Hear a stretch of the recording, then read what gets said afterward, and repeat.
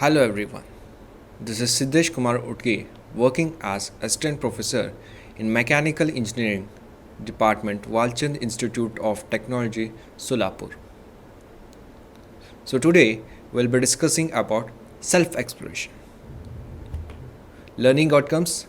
At the end of this session, students will be able to explain about self-exploration, explain about the process of self-exploration. The following contents will be discussed in this particular video lecture. Self-exploration, the dialogue within, content for self-exploration, process of self-exploration. Self-exploration. It's the process of seeing the truth about a reality on our own right by our own investigation, observation and analysis. Through this process, we are trying to understand the reality that exists and our participation with it, which we are calling values. It's for you to decide what is valuable for you and what is not. Now, how do we verify a proposal? Do we compare it with our existing notions, existing beliefs? Do we compare it with what we have heard or read? Is such a process assuring for us? The first step is to verify the given proposal on your own right by referring to your natural acceptance. If the proposal is naturally acceptable to you, it is right for you. If it is not naturally acceptable to you, it is not right for you. For example, if you ask yourself, what is naturally acceptable to you? To be in relationship with your family members or to be in opposition with them? The answer may be obvious and quite spontaneous. How did you get this answer? You see, we have such answers within. We don't have to learn them or get them from outside or refer to some instrument. We are calling this faculty as natural acceptance. It is naturally a part and parcel of our being. We only need to start referring to it. Each one of us, that is every human being, has this faculty of natural acceptance and therefore the potential for self-exploration. We do not need any special qualification for it. We only have to start exercising this capacity to convert our potential into competence. Naturally, we want to be in relationship with our family members, regardless of the way they are living or we are living. It is something that each one of us can easily verify. Many a time, we might be living with a feeling of opposition even with our family members, but that is not naturally acceptable to us. With the feeling of opposition, we feel uncomfortable within and we want to resolve the situation. It is the feeling of relationship only that we always aspire for. The dialogue within yourself is in terms of first finding out what is naturally acceptable to you and then finding out what you are. After that, it is about finding out whether what you are is in line with your natural acceptance or it is in contradiction with your natural acceptance. This is the meaning of dialogue within yourself.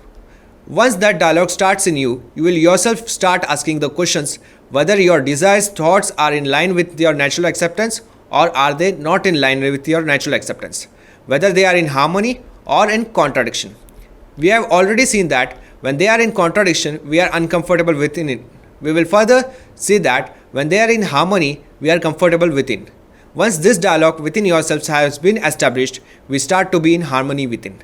The very process of being in this dialogue starts facilitating one's self-evolution and we start becoming more and more comfortable within. However, much of the time, we may not be aware of ourselves, of what is naturally acceptable to me or of what I am.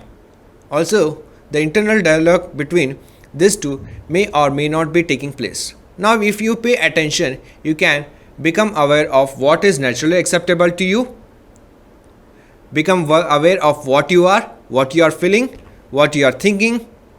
Start or strengthen the dialogue between the two by asking, is what I am in harmony with what is naturally acceptable to me? When we are in harmony within, we are in a state of happiness. When we are in a state of contradiction within, we are in a state of unhappiness. Therefore, Happiness is to be in a state of harmony, unhappiness is to be forced in a state of contradiction. Content for self-exploration. The content for self-exploration basically has the following two subparts. Desire, what is our basic aspiration? Program, what's the way to fulfill the basic aspiration? First, we want to explore into our desire as a human being, and second, we want to explore into the program to ensure the fulfillment of the desire. The desire is essentially the basic aspiration, the aim, the objective, the purpose, what we want to achieve, what is our goal. The program is the process of achieving the desire, the action to achieve our goal. If we can get answer to these two questions, practically all our questions are answered. In fact, the most of the questions that we have generated are because of the lack of clarity of these two questions. Process of self-exploration. The first part of self-exploration is to verify our proposal on the basis of our natural acceptance. Once we have verified that the proposal is naturally acceptable to us, we are sure that it is something which we would like to live with. The second part of self-exploration is experiential validation. It means trying to live according to the proposal. In living, there are two parts.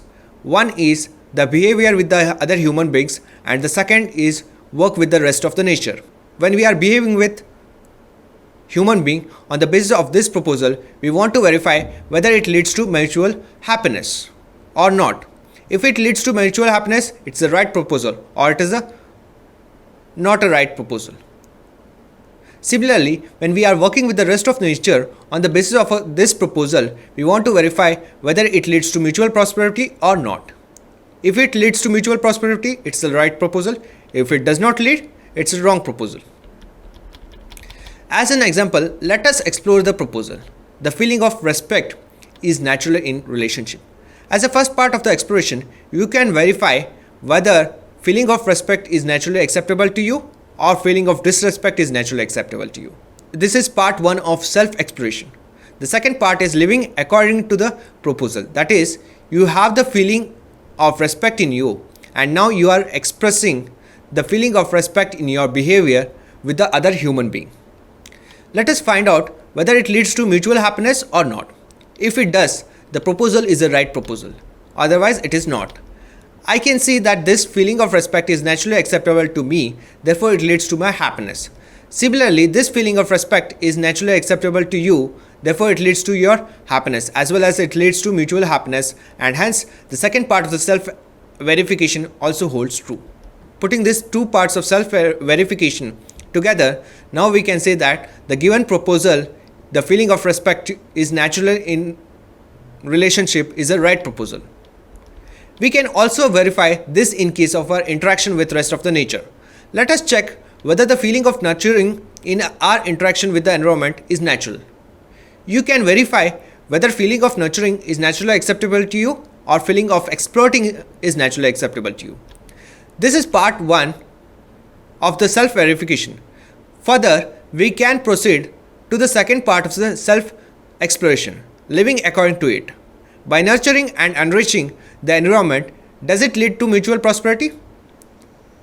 If we can see that the enriched environment facilitates better food production leading to our prosperity, and it also leads to prosperity of the environment. In terms of the enrichment, we can conclude that it leads to mutual prosperity.